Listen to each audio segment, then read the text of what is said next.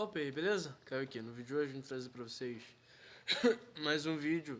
Dessa vez é um vídeo sobre o filme Heartstopper Forever. E antes de começar o vídeo, eu sou o Caio Felipe, aqui no YouTube eu falo sobre entretenimento pop de modo geral, como músicas, filmes, livros, séries e conteúdo relacionado a esse tema. Se você é novo por aqui, já se inscreve, comenta, compartilha, ativa a notificação e assiste os vídeos anteriores também. Ok.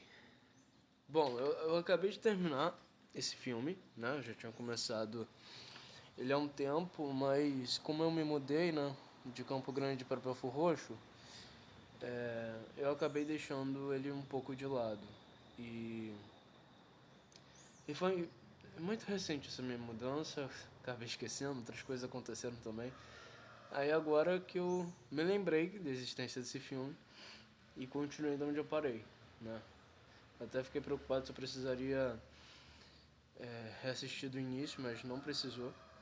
Então, como esse filme é uma despedida, né? Porque a série foi cancelada na terceira temporada, o que é muito triste, porque eu gostava demais dessa série e tinha tudo pra evoluir para uma quarta, quinta temporada, com histórias muito boas, não só do Nick e do Charlie, mas histórias de outros casais que a série desenvolveu, outros personagens que a série desenvolveu, né? Como é o caso do casal, né? Tal e aquela menina, que eu esqueci o nome. E também daquele rapaz que é assexuado, né? Que eu esqueci o nome dele também. Eu sou péssimo com o nome, desculpa. Enfim, a Netflix tomou essa decisão, enfim. Eu gostei do filme, mas eu tirei só essa conclusão depois que eu terminei o filme. Porque pra mim começou de uma forma que eu não esperava, sabe? Tipo, tudo bem, os personagens estão mais velhos e tal. Nick tá indo pra faculdade, daqui a um tempo o Charlie também. Então o ensino médio já acabou pra eles. A escola já acabou. Então assim, tem que seguir em frente. Uma coisa que eu não gostei é ter visto o Nick tão mal emocionalmente por alguns conflitos que não foram assim tão, como eu posso dizer, tão abertos no filme, pelo que eu vi, né? Foi mais ficou entreaberto pra mim, né? Ficou implícito o porquê que ele estava tão mal. O Charlie, a princípio, estava bem com aquela questão alimentar dele, né? Que ele não estava querendo comer. Isso também estava preocupando muito o Nick. E vários momentos da terceira temporada também mostrou isso, né? Que o Nick ele conseguiu entender que o Charlie precisava de ajuda. Ele sempre estava lá pra ele. E aí meio que uma coisa que eu também não gostei, tipo, o Nick nisso, nesse meio tempo, talvez ele tenha percebido, putz, o Charlie tá bem, então ele não precisa de mim. O que é errado pensar, um parceiro pensar isso. Tipo, beleza, eu tô aqui só pra ajudá-lo. Eu não preciso dele pra me ajudar. Não, relacionamento, casamento, é assim, uma via de mão dupla, sabe? Não é uma via de mão única. Até porque ninguém tá numa relação sozinho, certo? Então, assim, eu acho que isso deixou muito a desejar. Para mim, claro que um filme precisa ter o conflito, mesmo que os personagens não tenham conflitos, né? Então eles pegaram pesado nesse ponto, na minha opinião. Mas depois tudo se resolve e eles ficam juntos de novo. Assim, o único casal que transa nesse filme, que não é possível. Só Nick e Charlie transando, indo pra cama, tendo intimidade. Cadê o restante do casal, dos casais? Não mostra nem as meninas lésbicas, a Lourinha, que eu esqueci o nome, e a amiga do Charlie, que eu também esqueci o nome. Tara. Acho que uma delas é Tara e a outra eu esqueci. Não mostra, sabe? Não mostra a intimidade delas também. O que é muito estranho. E eu achei uma coisa legal, é que aquela amiga loira do Charlie, que era afim dele na primeira temporada, que na terceira se assume bissexual, e agora no filme ela se assume lésbica. Então isso é legal também, porque mostra um pequeno desenvolvimento da personagem, dela se entendendo como uma mulher lésbica. Agora, mais uma vez, o amigo deles, que é sexual, não tem fala.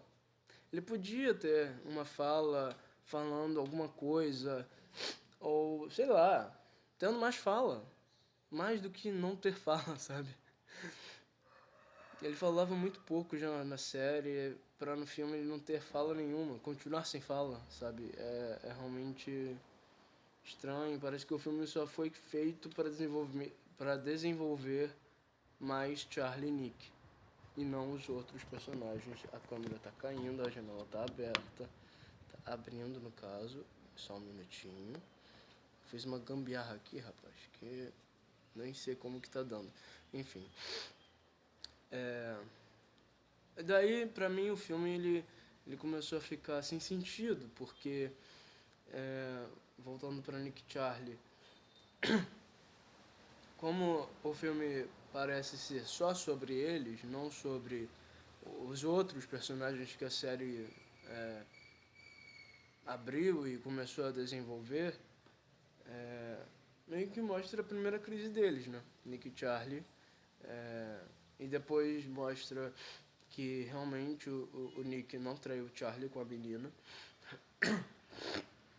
E realmente não houve uma traição, né? Mas o Charlie viu de uma maneira que realmente pra ele suou.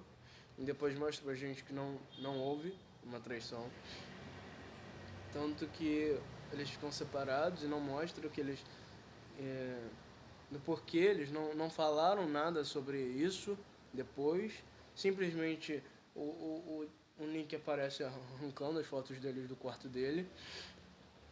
E o Charlie mandando uma mensagem pra ele no ônibus, indo pra casa, e enfim, acabou. E se passa um tempo e depois eles voltam, eles saem, né, separados, e tá todo mundo já sabendo que eles estão terminados.